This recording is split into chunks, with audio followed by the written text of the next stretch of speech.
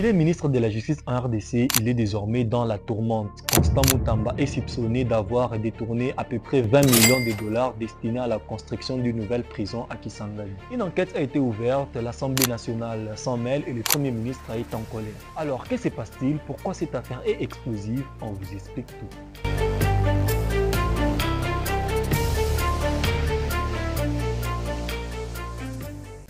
Fermin Vonde soupçonne le ministre Constant Mutamba d'avoir détourné 19 millions de dollars sur les 39 millions destinés à la construction d'une nouvelle prison à Kisangani. Il lui est reproché d'avoir ordonné un paiement dans le cadre d'une passation des marchés de gré à gré qui n'avait pas encore été approuvée par l'autorité compétente.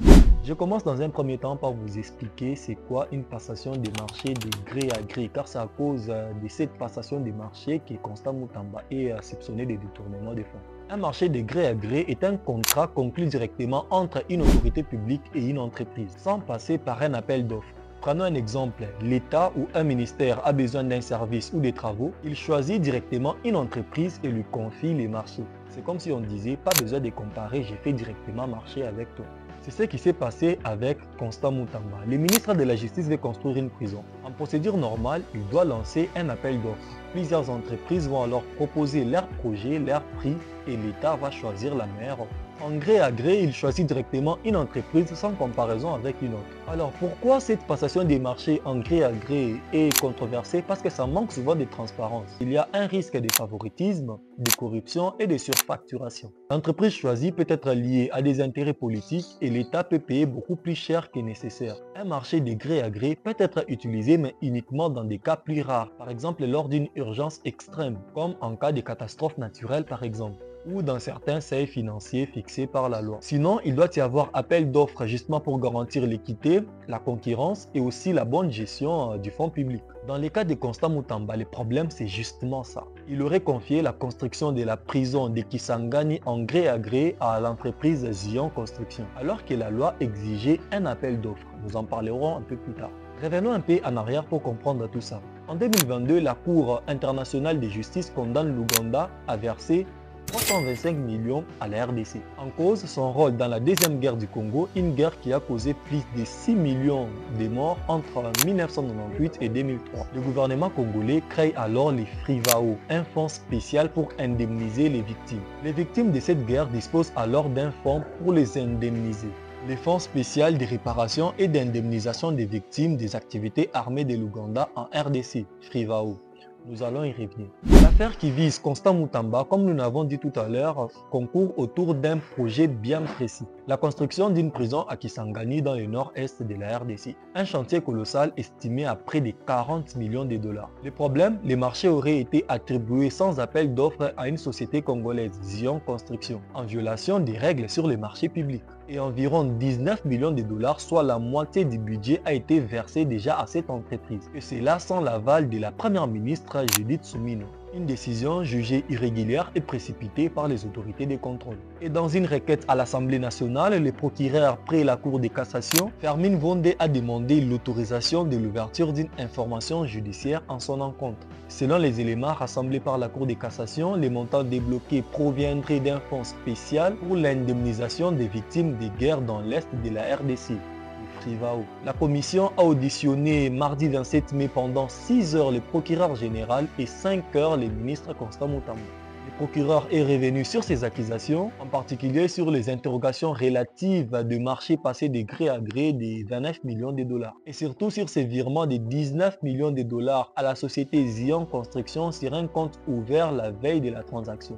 Des fonds qui ne viennent pas du trésor public mais de la FRIVAO, un établissement chargé de gérer les 325 millions de dollars dus par l'Ouganda à la RDC au titre des réparations des guerres, un fonds sous tutelle du ministre de la Justice Constant Mutamba. Entendu devant une commission spéciale de l'Assemblée nationale, Constant Mutamba, qui est également député national, a reconnu des erreurs administratives et présenté des excuses. Mais il a surtout insisté sur ce qu'il estime être un règlement des comptes.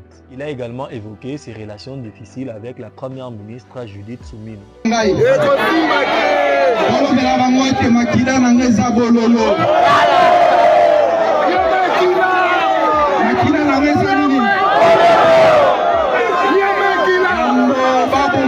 Bango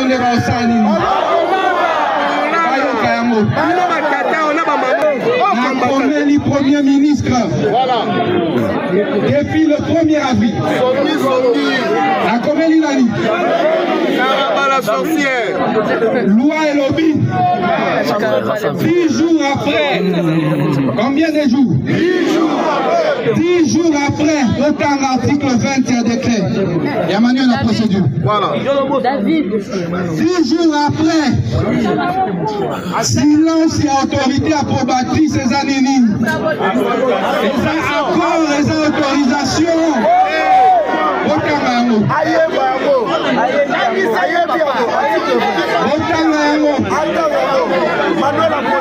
Le travail propice aux complices selon lui, des propos qui fragilisent sa place dans les gouvernements.